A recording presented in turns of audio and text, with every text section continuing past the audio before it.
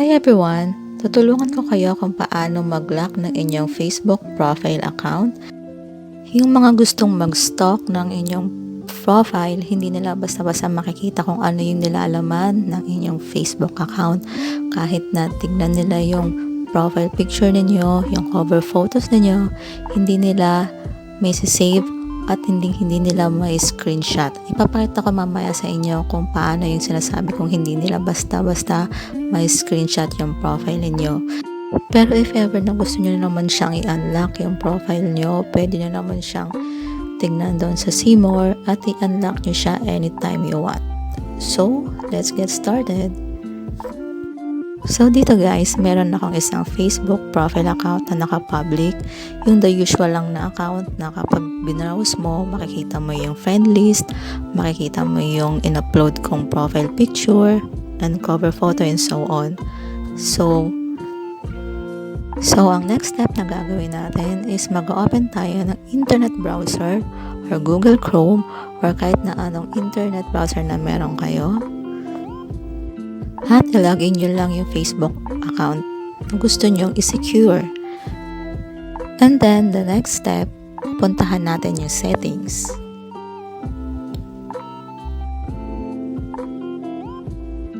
So, ayan, pupuntahan natin yung settings and privacy. At hahanapin natin yung language. Actually, ito yung pinakamadali kong search kapag pupunta ako sa language. Dito na sa pinakababa, yung may plus sign. Yan yung pipindutin nyo. So, ang una nyong gagawin is hanapin nyo yung Burmese language. Ganito itsura niya.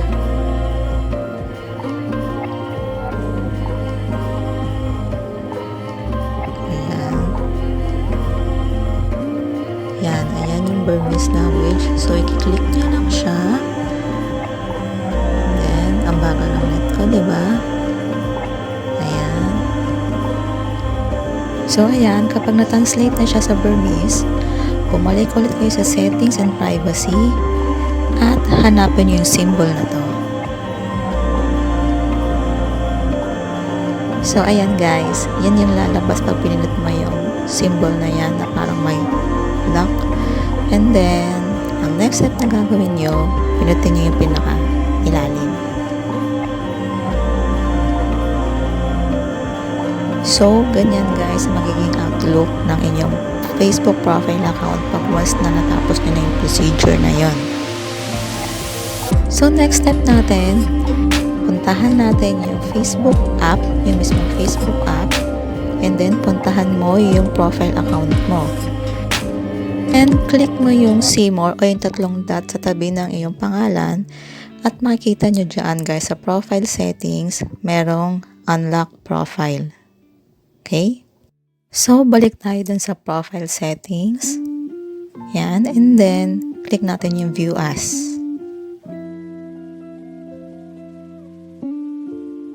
So, ayan guys, nakikita nyo na black yung sa screen nyo. Ibig sabihin, hindi kinaya ng screen recorder ko.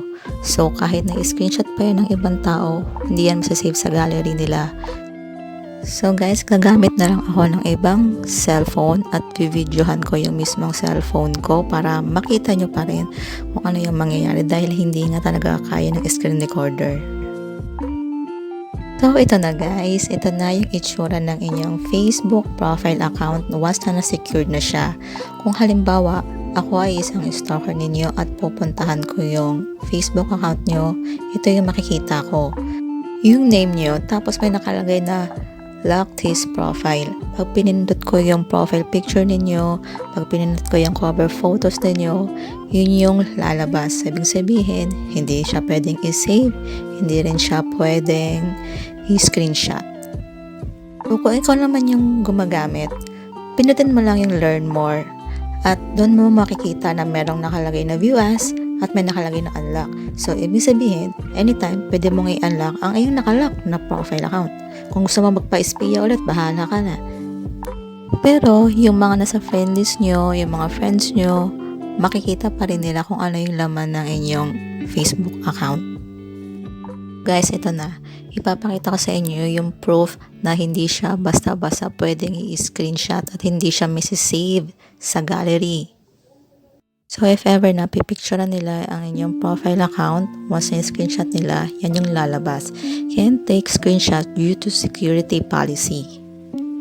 So, ibig sabihin, hindi sila ganun basta-basta makapag-screenshot ng inyong profile.